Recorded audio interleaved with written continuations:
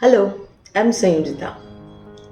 As promised, this is the follow-up video to my Kheema Masala Gravy video from a couple of weeks ago. Today, I'm going to show you 3 different dishes you can make in a jiffy using the Kheema curry you might have stored in your freezer or refrigerator. Kheema Omelet, a quick and easy dish for a special brunch. Kheema Matar Gravy, a simple way to stretch a small amount of Kheema curry to serve a larger number of people. And Baida Roti, a popular occasional snack that with a few changes makes for a wholesome everyday meal. All 3 dishes are delicious and wonderful on their own right. Let's go check them out. The Kheema Omelet first. I have given an Indian twist to a Western brunch for 2. You can prepare this, the centerpiece of your meal, in just 8 minutes. Let's go do that. The first thing we need to do is refresh the keema. Since it was in the freezer, I think it makes a difference to the taste. Just heat it with a bit of ghee or oil and it takes about 2 to 3 minutes. I need 1 cup of keema for 2 omelets. Let it cool a bit before using. I'm making the omelet in a stainless steel pan. The pan needs to be hot to prevent the egg from sticking. This will take about a minute. Meanwhile, I'm going to beat the eggs. 2 eggs in each omelet. I'm going to use a fork. I think it works just fine for whisking 1 to 3 eggs. The air is beaten into the eggs because of the gap between the prongs. The more you beat, the fluffier the omelette. Nice and frothy. Add salt, about an 1/8 to a 1/4 teaspoon. Don't need a lot of it because the keema also has some salt in it. Beat to mix it in and set aside. The pan is hot now. Add enough ghee, coat the entire surface of the pan. This is a 9-inch pan and it needs 2 teaspoons of solid ghee. Swirl the pan to allow the ghee to coat the surface. This is a key step. If by chance there is a blank spot left on the pan, the omelette will stick. Drop the eggs in. Unlike French omelettes, Indian omelettes are golden brown, so the heat should be on medium. Allow the omelette to solidify a bit and then add the keema before the eggs are completely solid. Spread it lengthwise in the omelette like this. Then fold the sides over. A perfect golden brown on the underside. Basically, we have to swathe the keema in the egg. This will be ready to serve in a minute.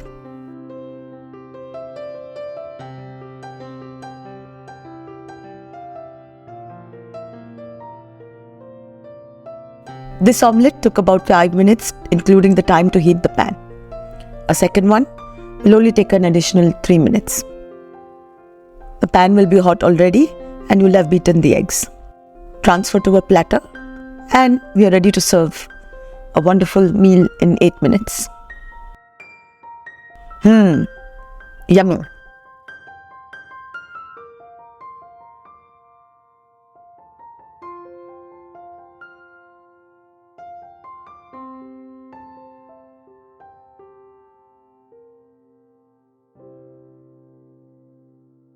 Kheema Matar Gravy. While you can also make this from scratch using my Kheema Masala recipe, this is the perfect dish to make when you have unexpected guests. A small amount of Kheema curry can easily serve double the number of guests. I've also made it a little differently using yogurt for the gravy base, just to show you another variation. I need to serve about 5 people and this keema, about 1.5 cups, will not be sufficient as is. So we are going to stretch it into a Kheema Matar Gravy. Let us see how that is done. First thing I need is more gravy base. This time I'm going to use yogurt instead of tomatoes. I'm not going to repeat in detail the whole process of making the gravy base. The original keema recipe has that. I'll put the link right here. I'm only going to focus on the portions that are different. I'm using a chopper for the onions and garlic. We want them to be fine since the meat is cooked already and will not be, cooking for a very long time. The simmer and cook process will be quite short.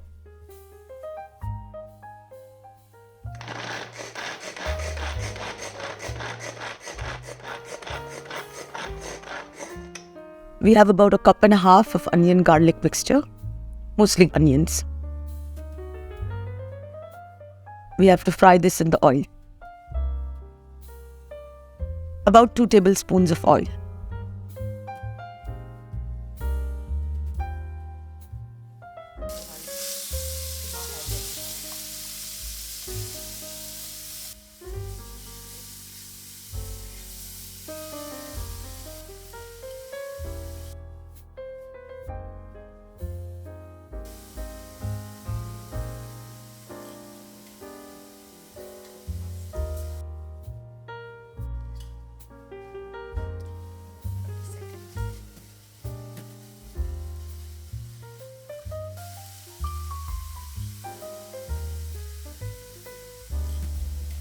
It's ready. You can see the oil is separating out of it. It is soft as we would like it to be and is beginning to brown. Now we can add the additional seasonings. The grated ginger, the whole green chilies,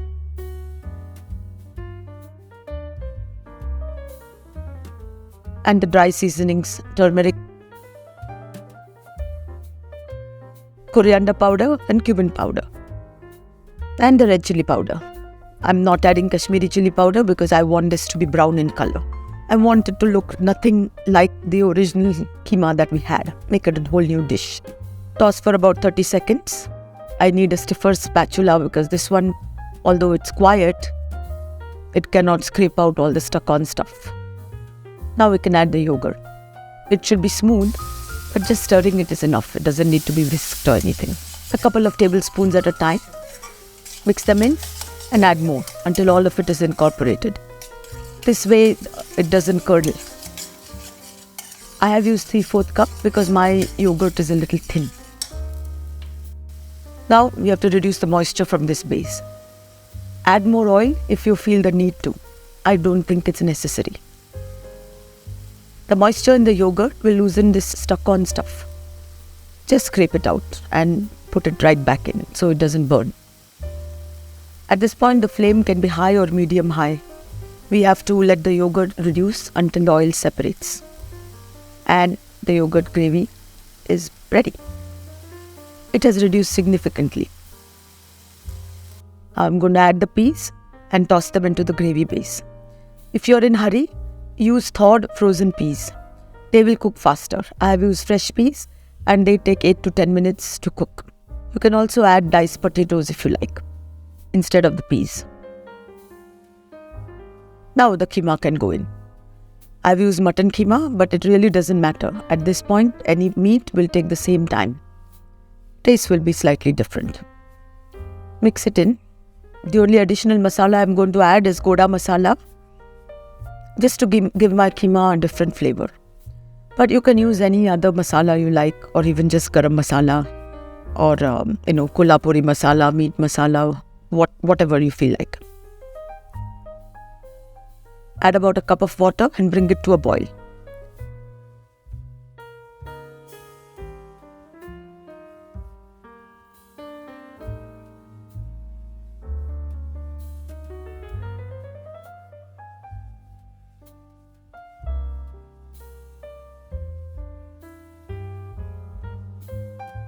Simmer covered on low heat until the peas are soft. The mutton is already cooked, so that's not an issue anymore. After about 8 minutes, lots of coriander leaves,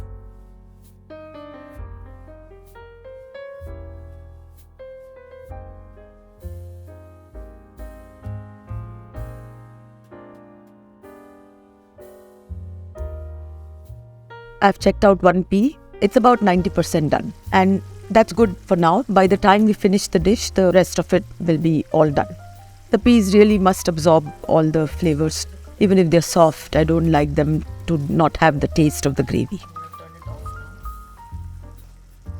And this last step will take care of that.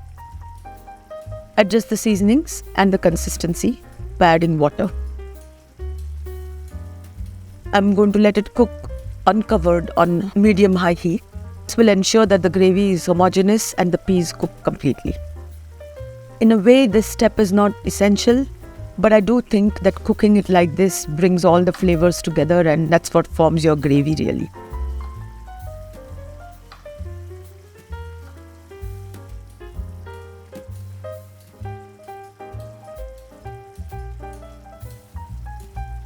So after 5 minutes of simmering, the gravy is done. And the consistency is just perfect for eating with pav. We want the pav to soak in the gravy, so it should be a little loose.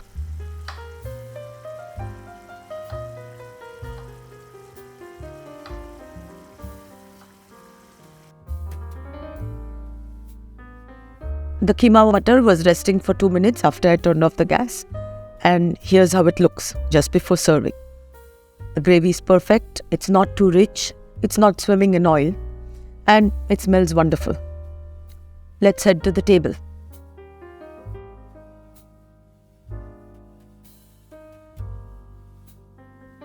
One last dish to go, Baida Roti. If you are enjoying this video and finding it useful, do hit the like button and share it with your friends. Well, let's get on with Baida Roti.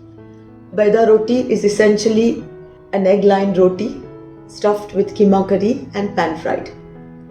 I have replaced the maida, which is what is traditionally used to make it, with whole wheat flour and used a minimal amount of ghee or oil to fry it, thus making it quite suitable for an everyday meal. We are starting with the dough.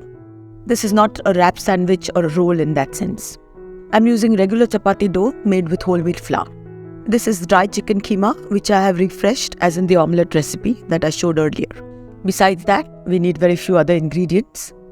Most are obvious: eggs, coriander leaves, ghee or oil, and dry flour to roll the roti.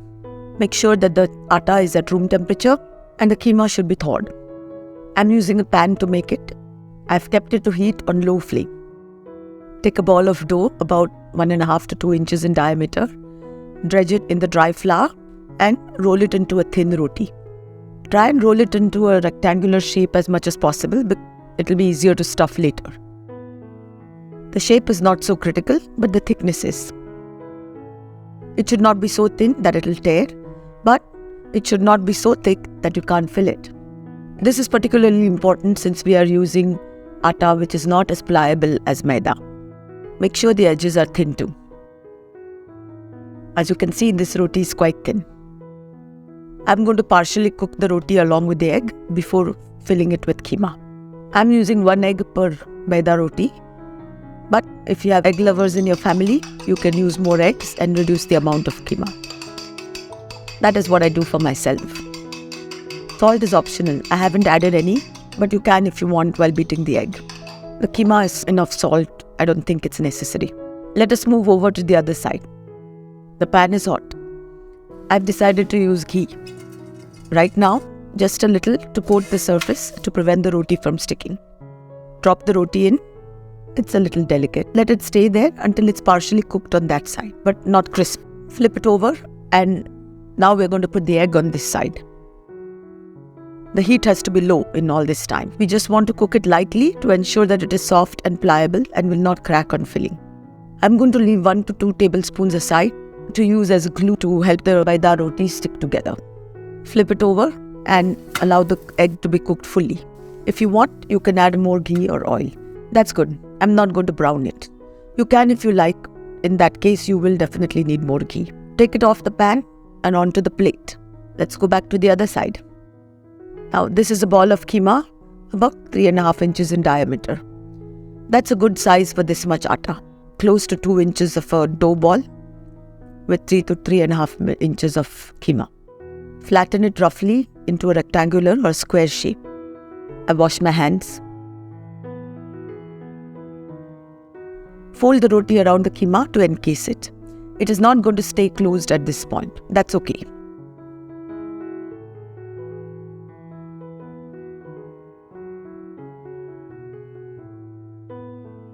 I'm going to put it on the pan and then finish the wrapping. Add the ghee. The flame has to be low all the way through. Place the flat side down on the ghee and fry until it's nice and crisp.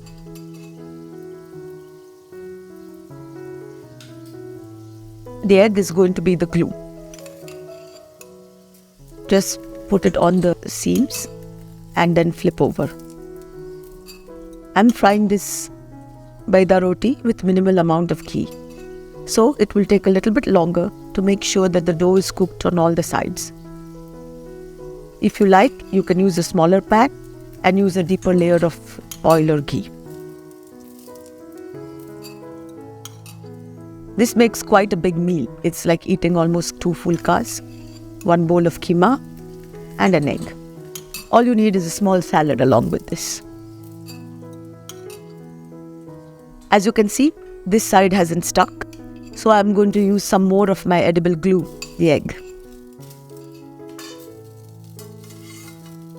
And flip it over.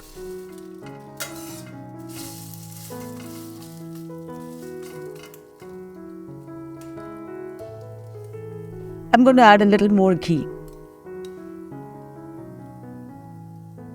I'm just letting it stand on each side for a few seconds. Just as an aside, the name Baida Roti comes from the Parsi word for egg, which is maida. It is usually made of maida and fried in a deep layer of oil. For me, using atta and less oil means that I can make it more often as a quick meal, just a little salad to go with it. This side hasn't stuck very well. I'm going to use some egg as glue. Put it between the flaps and then flip over the roti. I just realized that I forgot to add the coriander. You can add it two ways. One, you can beat it with the egg, and the other, you can just sprinkle it on the keema before you fold the roti. It's all done and ready to eat. Nice and crunchy on the outside, and you can fill it with anything really.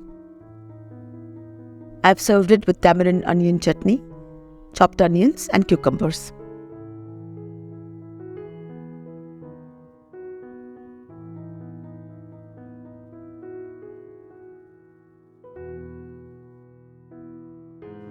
Well then, those are my 3 keema based dishes. I hope you enjoyed them and found them useful. I have a playlist on non-vegetarian gravies that I think you will enjoy. Do check it out. It's right here. I'll see you again soon. Thank you for watching.